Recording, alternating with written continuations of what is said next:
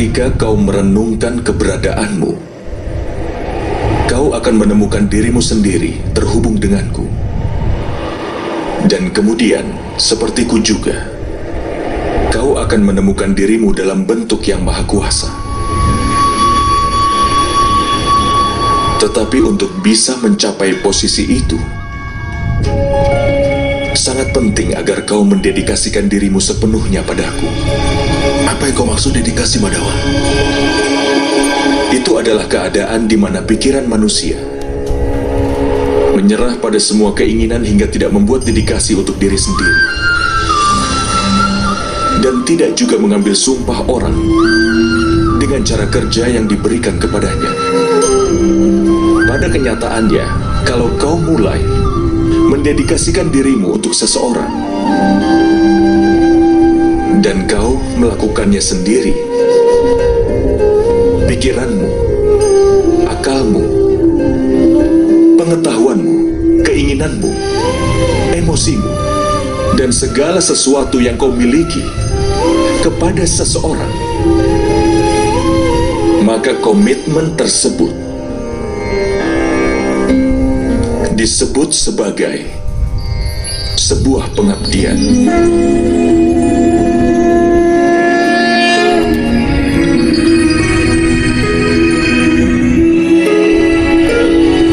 Seorang istri berkomitmen untuk suaminya. Prajurit berkomitmen pada panglima pasukannya. Sementara murid berbakti pada gurunya. Semua bentuk pengabdian itu apakah sama? Bukankah semua itu untuk mencapai yang maha kuasa? Tidak, Partha. Ketika seseorang berbakti untuk sesuatu ataupun untuk seseorang, itu tergantung acuannya. Dia tidak meninggalkan ruang untuk keraguan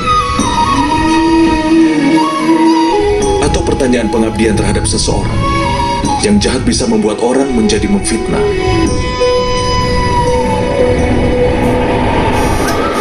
Raja Anggakarna meskipun tahu apa yang benar, tapi dia berkata salah kepada Pancali di permainan dadu. Wanita yang menjalin hubungan dengan 5 pria tidak lebih baik dari seorang. Dan alasan untuk itu adalah pengabdian Raja Angga terhadap saudara Duryodhana. Hukumannya adalah dengan mendapatkan perang ini. Apakah begitu menurutmu? Itu semua adalah karena kesetiaannya kepada orang yang jahat. Karena itulah perlu untuk mendedikasikan diri pada apa yang benar, yang membuat manusia menjadi benar. Hanya penjahat yang dibelenggu dengan rantai yang terbuat dari besi. Lampu candi diikat oleh rantai yang terbuat dari kuningan. Kemudian juga ada rantai emas yang melingkar di leher kita sebagai sebuah hiasan. Kesetiaan terhadap suami, terhadap guru dan teman, itu hanya beberapa bentuk kesetiaan, Partha. Tapi yang disebut kesetiaan sejati adalah kesetiaanmu terhadap yang kuasa.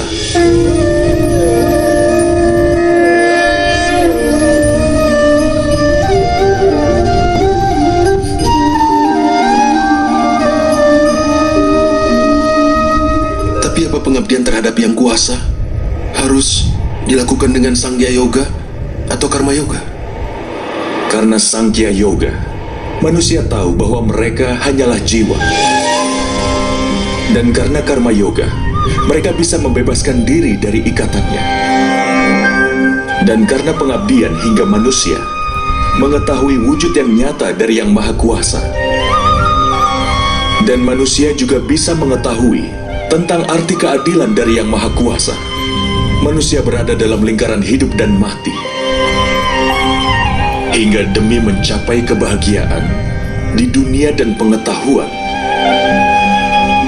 manusia pun mengabdikan dirinya untuk Yang Maha Kuasa, yang menjadi tujuan utama dari semua jiwa. Maksudnya, tubuh manusia ini tidak ada nilainya, Madawa? Itu pasti bernilai, Partha. Tubuh manusia menjadi media bagi manusia untuk bertemu dengan Yang Maha Kuasa. Antara kematian dan juga reinkarnasi, di mana pengetahuan akan jiwa tetap aktif. Dengan segala pengalaman, pengetahuan, dan belajar dari kehidupan yang sebelumnya, jiwa pun menjadi bagian dari tubuh yang baru. Dan ini hanya terjadi ketika dia menjadi bagian dari tubuh manusia itu sendiri.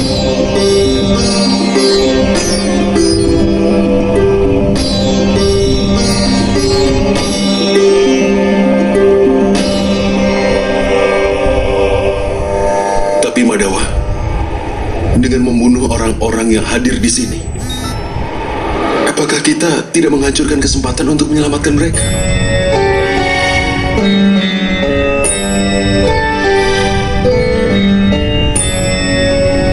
Musuh-musuhmu telah melewati batas-batas kebenaran, Partha. Kejahatan telah menjadi sifat kedua mereka. Keselamatan bagi mereka tidaklah mungkin.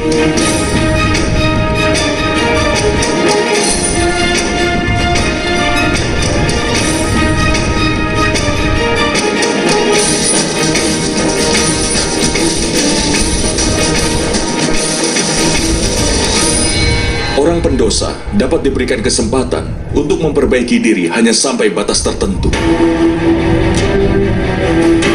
Aku pernah menghukum Sisupala, tapi itu memang perlu untuk menghukumnya. Jika kita membiarkan orang berdosa untuk terus melakukan dosa,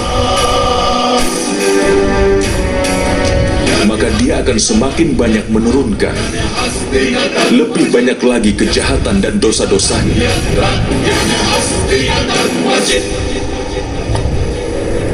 Tugas orang baik adalah menghentikannya melakukan kesalahan lagi. Jiwa-jiwa ini tidak akan mencapai akhir, tapi tubuh mereka akan rusak oleh ketidakbenaran dan menjadi bagian dari tubuh manusia baru. Tetapi ada lebih banyak kesempatan lagi dalam tubuh baru mereka. Jika kau melakukan perang ini dengan pola pikir bahwa itu memang pantas, tubuh manusia bagi manusia adalah kekayaannya sebagai harga diri mereka. Mereka yang menempuh jalan kebenaran akan memurnikan tubuh mereka.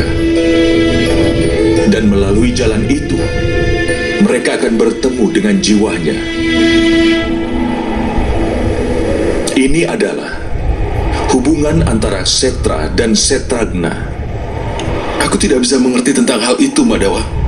Ketika ada yang tahu bahwa tubuh kita adalah seperti bagian dari tanah ini, artinya hanya tempat yang seperti Setra, dan orang yang mengerti tentang tanah tersebutlah yang ada di sana. Karena itulah, maka dia menjadi seorang Setragna. Kemudian lewat tubuhnya bisa mengukur kemajuannya.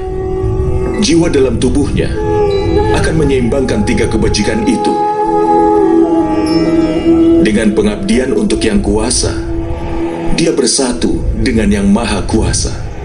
Yang dilakukan seorang pemuja adalah berbakti, bukan pengabdian, Madawa? Tidak, Partha. Itu langkah pertama untuk pengabdian secara nyata. Dalam kenyataan, pengabdian bukanlah tugas, tetapi itu merupakan sebuah keputusan. Sangat penting bagi manusia untuk memurnikan jiwanya melalui doa, penebusan dosa, kemurtadan, ritual yoga, dan juga pembelajaran diri, namun tetap berbakti pada Yang Maha Kuasa. Karena setiap manusia harus mencurahkan semua perhatian dan mengarahkan setiap nafasnya untuk Yang Maha Kuasa.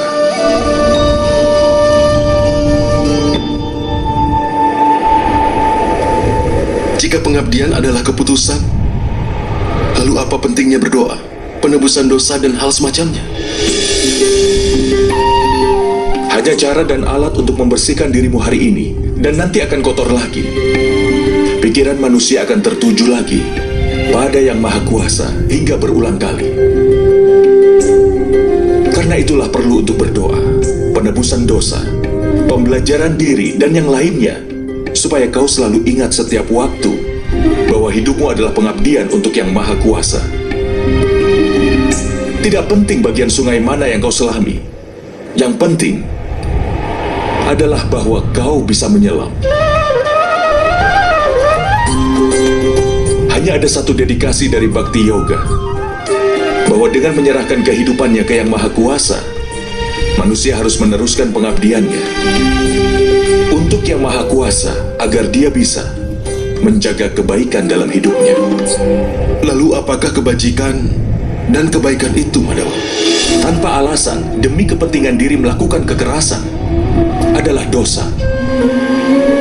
Sesungguhnya, anti kekerasan adalah dharma yang utama. Selain itu, kejujuran, tidak emosi, pengorbanan, ketenangan jiwa, tidak menjelekkan orang lain, perasaan welas asih, tidak tertarik kepada sukacita, tidak melakukan sesuatu tanpa alasan, tenang, sabar, pemaaf, dan kesucian tubuh, serta tidak melawan kebenaran dan juga tidak angkuh.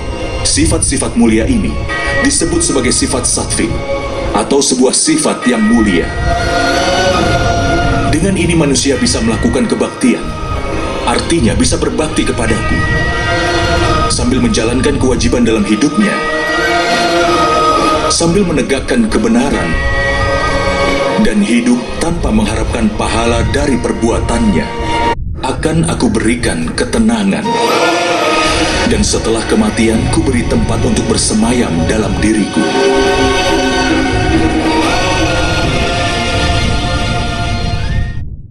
Seperti apakah wujudmu, Madawa? Melalui media Sangya Yoga, aku harus tahu bahwa aku punya jiwa.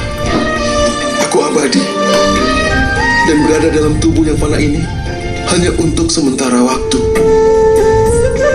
Melalui tindakan yang tanpa pamrih, aku ingin tahu apakah orang yang mengorbankan keinginannya demi pamrih bisa melaksanakan tugasnya, lalu mencapai ketenangan pikiran dan kebahagiaan dalam hidupnya. Melalui disiplin kerohanian, aku ingin tahu pentingnya penyerahan diriku padamu.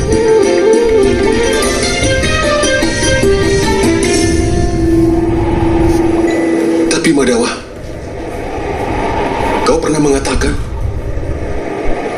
bahwa Yang Maha Kuasa bukanlah manusia yang berdiri di semua tempat.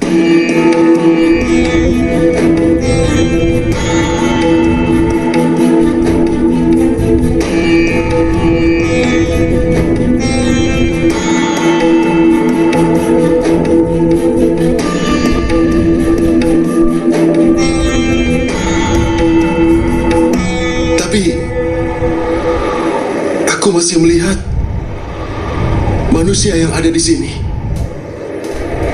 Hanya manusia, Madawa.